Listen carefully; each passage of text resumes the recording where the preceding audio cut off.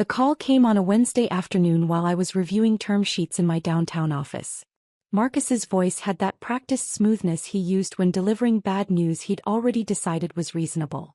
"Look, Emma, I'm calling about the engagement party Saturday. Sarah and I have been talking and we think it's best if you sit this one out."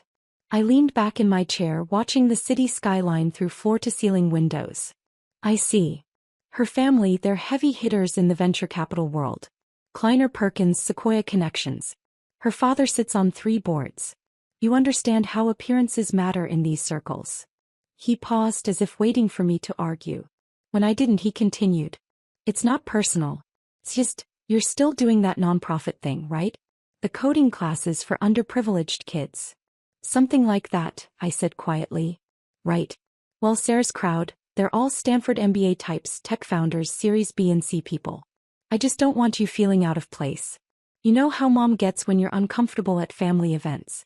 She hovers. "It makes everyone tense."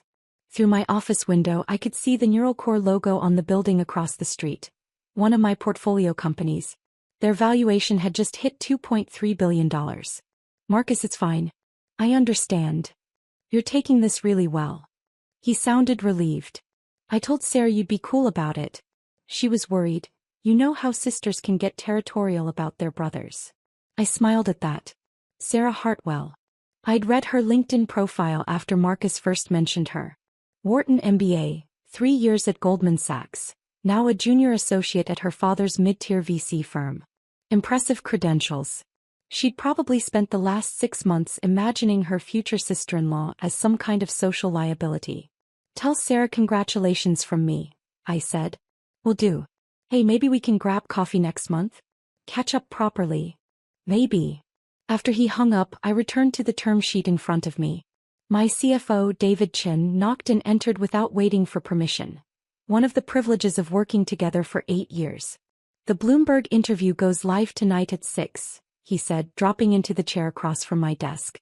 "Pierre wants to know if you've changed your mind about the cover photo. The one where I'm standing in the server room? They think the casual genius in her natural habitat angle plays well. Tech press eats that stuff up." He studied my face. "What's wrong?" "Family stuff." David had been there from the beginning, back when Neuralsphere was just me and 3 MIT dropouts working out of a Cambridge warehouse. He'd watched me build the AI infrastructure that now powered 17 of the Fortune 500's predictive analytics systems. He'd also met my family exactly once at my father's 65th birthday, and spent the entire evening looking confused. "Your brother," he guessed. "Engagement party. I'm uninvited. His fiancée's family are venture capitalists and I'd lower the room's status." David stared at me for 3 full seconds, then started laughing. Not polite laughter. The kind that makes your eyes water. "Stop," I said, but I was smiling too. Emma Caldwell, whose Series C just closed at $180 million, whose AI platform is licensed by Microsoft, Tesla, and the Department of Defense, whose personal net worth Forbes estimated at $340 million last year, that Emma Caldwell would lower the status of a room full of venture capitalists. My family doesn't know about any of that. How is that still possible? It was a fair question. I'd been building Neuralsphere for 9 years. We had 240 employees. Our office took up 4 floors in a downtown high-rise. I'd been featured in TechCrunch, Wired, and The Wall Street Journal. I'd given a keynote at Web Summit in Lisbon. But my family still thought I ran coding workshops for low-income teenagers. I hadn't exactly lied. I did run those workshops, every Saturday morning in our community outreach space. I just hadn't mentioned the multimillion-dollar company that funded them. "They never asked the right questions," I said finally. "And I never volunteered information." The decision to keep Neuralsphere separate from my family had been deliberate. Growing up, success in the Caldwell household meant one thing. Marcus. Marcus the high school valedictorian. Marcus the Princeton graduate. Marcus the corporate lawyer at a white shoe firm pulling in $400,000 a year. When Marcus bought a BMW, Dad called everyone he knew. When Marcus made junior partner, Mom threw a dinner party for 40 people. When I dropped out of MIT 3 months before graduation to launch a startup, Dad stopped returning my calls for 6 months. "You're throwing away a guaranteed future for a fantasy," he'd said the last time we spoke about it. 90% of startups fail, Emma. You're not special enough to beat those odds. So I'd stopped talking about Neurosphere. I showed up to family dinners in jeans and an old hoodie. I drove my paid-off Honda Civic. When they asked about work, I talked about the coding classes, which were real, and let them assume that was my entire life. Watching them dismiss me became a kind of anthropological study. Mom would sigh about my phase, that had lasted almost a decade. Dad would make pointed comments about real careers and security. Marcus would offer to connect me with contacts who might have entry-level positions in tech support. I took notes. I remembered every dismissive comment, every pitying look, every time they changed the subject when someone asked what I did for work. "You're enjoying this," David said, watching my face. "I'm enjoying building something that matters. The family stuff is just background noise. Background noise that just uninvited you from a party." My phone buzzed. A text from my mother. "Marcus explained about Saturday. Probably for the best, sweetheart. You can visit me Sunday instead. We'll have a nice quiet lunch, just us." Translation: she agreed I wasn't suitable for the engagement party's elevated company. Another text, this one from Marcus. "Sarah's relieved you understand. She was stressed about the optics. You're a good sister." "The Bloomberg piece goes live in 3 hours, David said, checking his watch. "After that, this whole charade gets a lot harder to maintain." I know. The interview had been scheduled for months. Samantha Wolf, Bloomberg senior tech correspondent, had spent 6 hours with me last month.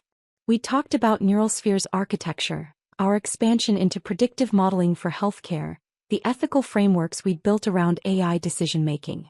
She'd asked about my background, my journey, what drove me. I'd mentioned being underestimated. I'd mentioned the power of working quietly while others made noise. I'd mentioned my Saturday coding workshops and how teaching kept me grounded. I hadn't mentioned my family. That felt like giving them importance they hadn't earned. "When they find out," David said carefully, "it's going to be ugly." "Probably. You could warn them. Give Marcus a heads up before Saturday." I considered it. Picked up my phone, pulled up Marcus's contact, then set it down again. "No," I said. "They made their assessment of my worth. Let them stand by it." David left to handle the pre-publication communications plan. I returned to work, clearing my schedule for the inevitable chaos that would follow the Bloomberg release. At 6 p.m. my phone started buzzing. By 6:05 it was ringing continuously. The article was magnificent. Samantha had positioned me as exactly what I was. A woman who'd built a transformational company while the tech world's attention was elsewhere.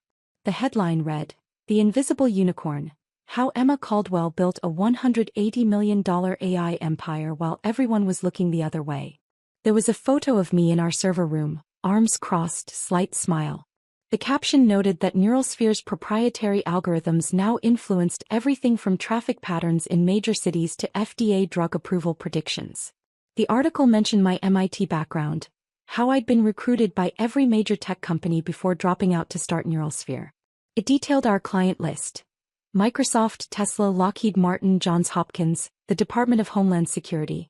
It included a quote from one of our board members, a former Google VP, calling me the most strategically brilliant founder I've worked with in 30 years.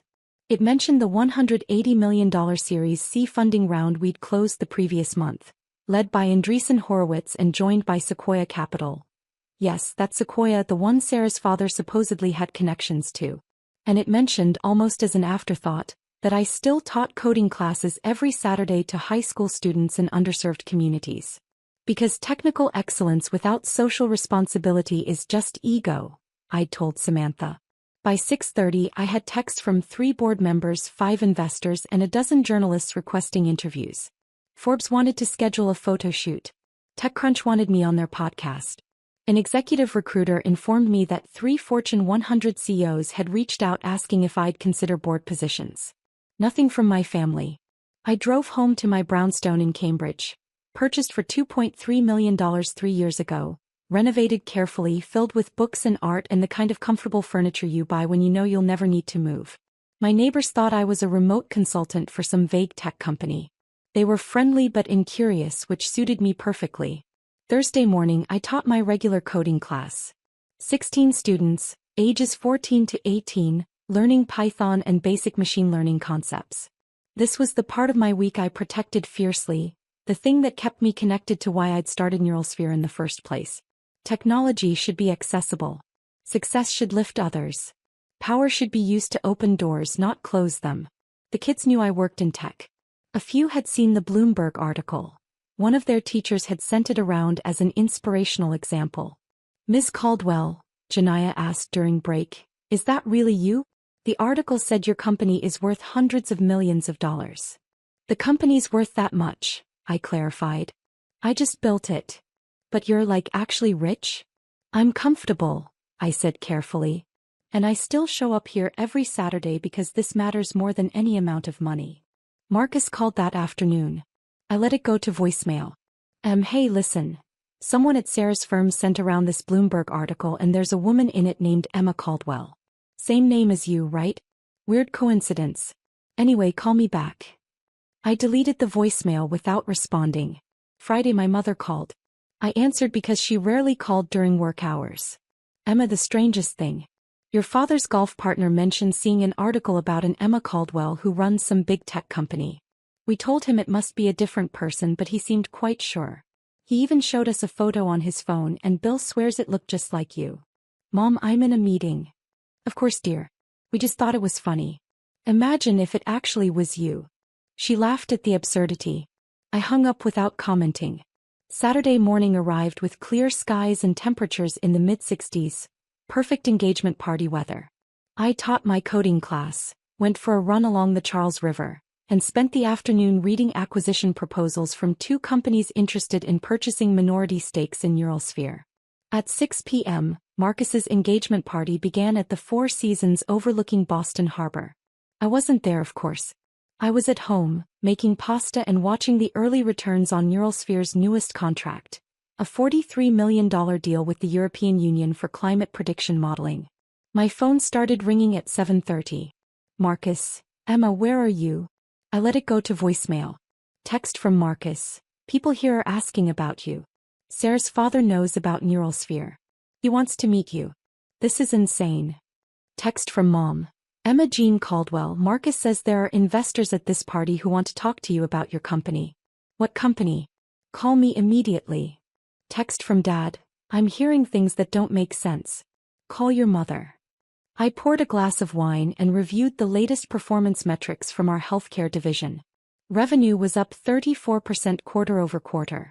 Our predictive model for ICU patient deterioration had just been adopted by 6 additional hospital systems. The texts escalated.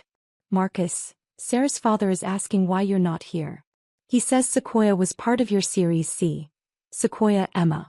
He's on their advisory board.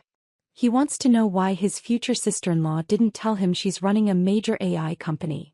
"Mom, Paul Hartwell just told me you're worth $300 million. This is absurd. Please call and clear this up." "Marcus, everyone here has read the Bloomberg article. Sarah is mortified. Her father keeps asking why we didn't tell him about you. I didn't know about you. What the hell, Em?" I finished my pasta, cleaned the kitchen, opened my laptop to do some weekend work. At 8:45 my doorbell rang. Through the security camera, I saw Marcus standing on my front steps in his engagement party suit, tie loosened, expression somewhere between fury and panic. I opened the door. "You let me uninvite you," he said without preamble. You knew Sarah's father would be there. You knew Sequoia was involved in your funding. You let me tell you that you'd lower the room's status." "You did tell me that," I confirmed. "The entire party is talking about you. Paul Hartwell spent 20 minutes telling everyone how Sequoia fought to get into your Series C. He showed people the Forbes estimate of your net worth. He said you've revolutionized predictive AI. Sarah's uncle is on Microsoft's board. He says your platform is mission-critical for their enterprise division." I leaned against the doorframe. And you let me exclude you from my engagement party because I thought you were too unsuccessful to be there." "I didn't let you do anything, Marcus. You made that decision based on your assessment of my value. I just didn't correct your math." His face cycled through several expressions before landing on outrage. "This is cruel. You deliberately embarrassed me. I wasn't at your party. How did I embarrass you?" "By not telling me." By letting everyone think I didn't know my own sister runs a Fortune 500 adjacent company. Paul Hartwell asked Sarah why she didn't leverage the family connection when approaching Sequoia. She had no idea what he meant. Do you know how that looks? It looks like you made assumptions without facts. It looks like you valued your fiancé's family connections more than your actual family. It looks like you decided I was worthless without ever asking what I was worth. That's not fair. You told me my presence would be awkward. That I'd lower the status of the room. That Sarah's family were heavy hitters and I was. What was the implication? A charity case. An embarrassment.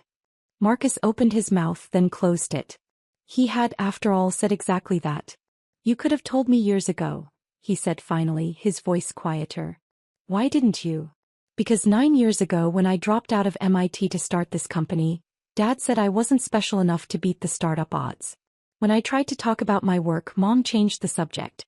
When I achieved something, no one asked for details. You offered to get me entry-level tech support positions, Marcus. For 8 years, you've been offering me entry-level positions while I was building a company that now employs 240 people. We didn't know. You didn't ask. There's a difference. I straightened. I teach coding to teenagers every Saturday morning. You all knew that. Did any of you ever ask where I taught? Who funded it? How a nonprofit could afford a 4,000 square foot space in Cambridge? Did you ask why Bloomberg wanted to interview me? Why Forbes kept calling? He said nothing. You saw what you wanted to see. I wasn't hiding. I was watching. I was taking notes on every dismissive comment, every pitying look, every time you assumed I was failing because I wasn't performing success the way you expected. That's... He struggled for words. That's calculated. Yes. It was. I smiled slightly. You taught me something valuable, Marcus. You taught me that people reveal their true values when they think there's no consequence for it. You showed me exactly how you measure worth. You made it very clear where I ranked in your hierarchy. Jesus, Emma. He dragged a hand through his hair. Mom's having a breakdown. Dad's on the phone with his golf partner trying to get details. Sarah's father wants to have dinner with you next week. He's talking about investment opportunities. Sarah's been crying in the bathroom for 30 minutes. Her uncle keeps asking how we could not know. This is a disaster. For you, I observed. Not for me. What do you want? An apology? Fine. I'm sorry. I'm sorry I didn't know. I'm sorry I didn't ask. I'm sorry I uninvited you. Is that enough? I considered the question seriously. Thought about 9 years of dismissed accomplishments. Thought about Dad telling me I wasn't special enough. Thought about Mom's patient sighs over my phase. Thought about Marcus's offers of entry-level positions and his relief when I agreed not to attend his engagement party. The apology is a start, I said. But it doesn't undo the assessment. You thought I was worthless enough to exclude from your celebration. That belief shaped your decision. The fact that you were wrong about my net worth doesn't change what you believed about my worth as a person. That's not... He stopped. I never thought you were worthless.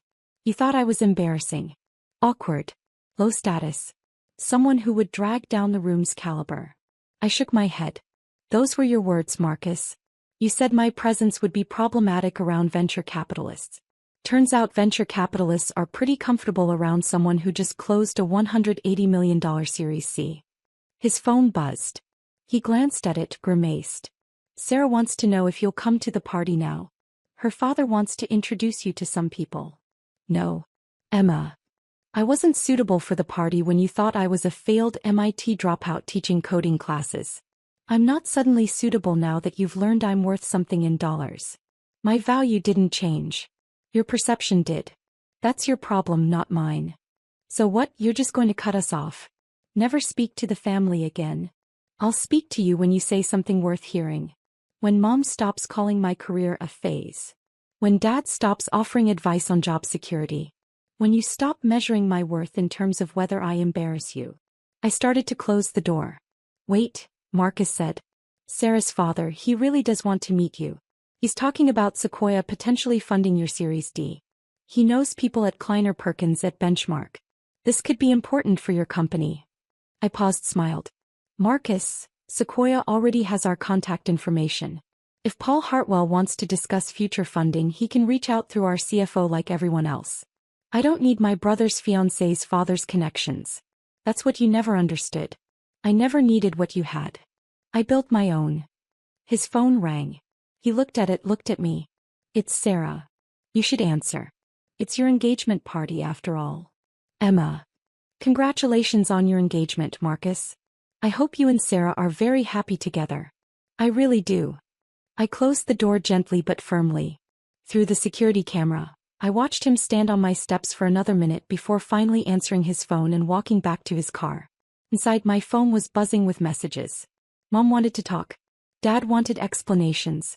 Marcus wanted me to reconsider. Sarah.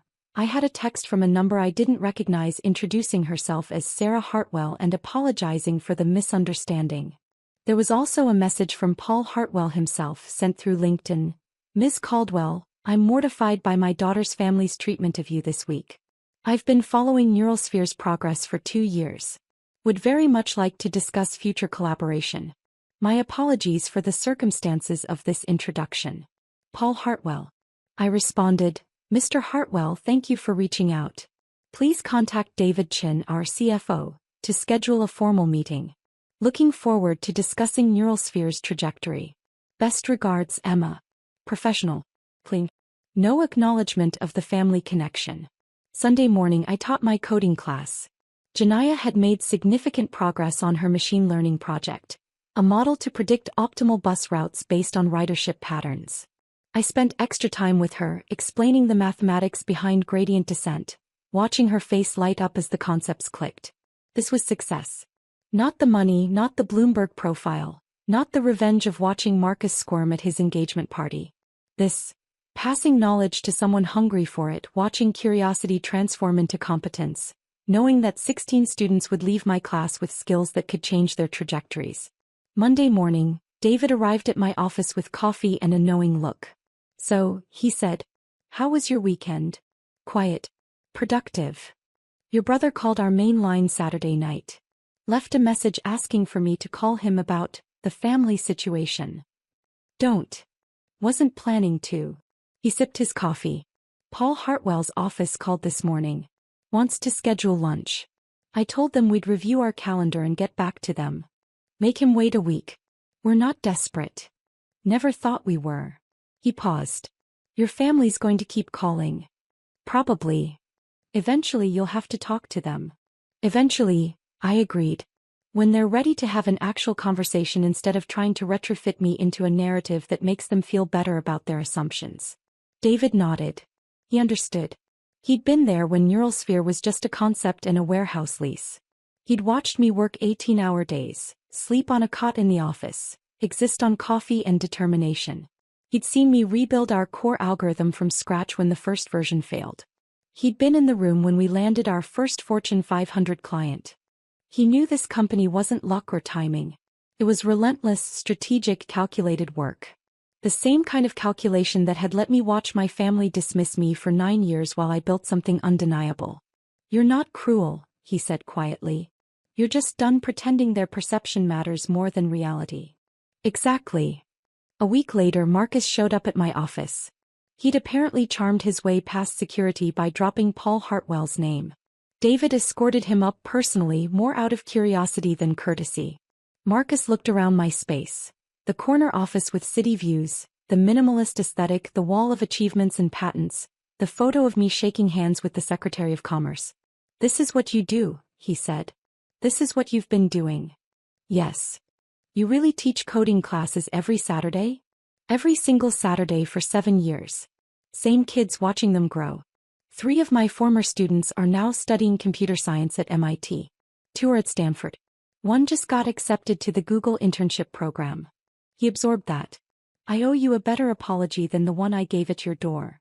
Probably. I'm trying to understand why you let it go on so long. Why you didn't just tell us. I leaned back in my chair. 9 years ago, I needed to know who would believe in me when I had nothing but potential. Who would support the work, not just the outcome. I got my answer. That's harsh. That's honest. I met his eyes. David Chin believed in me when Neurosphere was 3 people in a warehouse. My first investors believed in me when we had no revenue and an untested product. My team believed in me through 2 failed pivots and a near bankruptcy. You know who never believed in me? The people who shared my DNA. We would have. No. You would have believed in the MIT degree if I'd finished it. You would have believed in a corporate job at a recognizable company. You would have believed in conventional markers of success. You never would have believed in a 22-year-old dropout with a dream and a whiteboard full of algorithms. Marcus sat down uninvited. Sarah called off the engagement. I blinked. What? Last Tuesday. She said the situation showed fundamental differences in values. Her father agreed. Paul Hartwell told her that a family that could overlook someone like you in their midst wasn't the family he wanted his daughter marrying into. I processed that. Marcus, I'm sorry. Don't be. She was right. He looked exhausted. I've spent the last week thinking about every conversation we've had in the past 9 years. Every time you tried to tell me about your work and I changed the subject. Every time I offered to help you find a real job. Every time I compared you to my success and felt superior. Marcus. I'm not here for forgiveness. I'm here because I need to understand something. He leaned forward. Did you enjoy it? Watching me make a fool of myself. I considered lying. Decided he'd earned honesty. Parts of it, yes. Saturday night when you showed up at my door furious because your assessment of me was wrong. That was satisfying. Watching you realize that every pitying comment, every dismissive assumption, was about your limitations, not mine. Yes, I enjoyed that. He flinched but nodded. Fair enough. But Marcus, I didn't build Neural Sphere to spite you. I built it because I saw a problem I could solve. I kept it secret because I needed to work without the weight of family expectations and assumptions. The fact that it also revealed who you really are, that was a side benefit. Who am I? Someone who measures worth in conventional metrics. Someone who values appearance over substance. Someone who can love his sister but not respect her. I softened slightly. You're not a bad person, Marcus. You're just limited by your own definitions of success. He stood, walked to the window, looked out at the city. I told Mom and Dad everything. Showed them the Bloomberg article, the Forbes estimate, explained what you've built. Dad cried. I've never seen him cry. What did he say? That he failed you. That he should have asked more questions, shown more interest, believed in you when it mattered. Something in my chest tightened.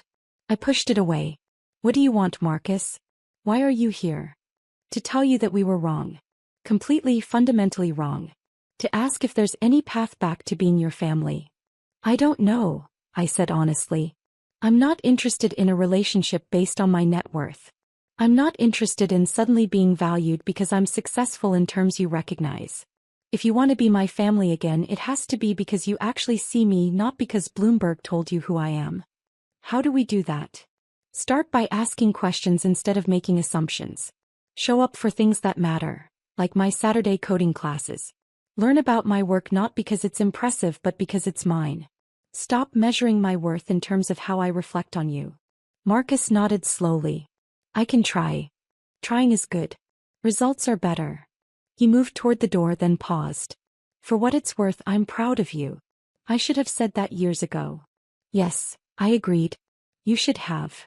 After he left, David appeared in the doorway. That was surprisingly mature, he observed. He got dumped and publicly humiliated. Tends to inspire reflection. Are you going to let them back in? I thought about it.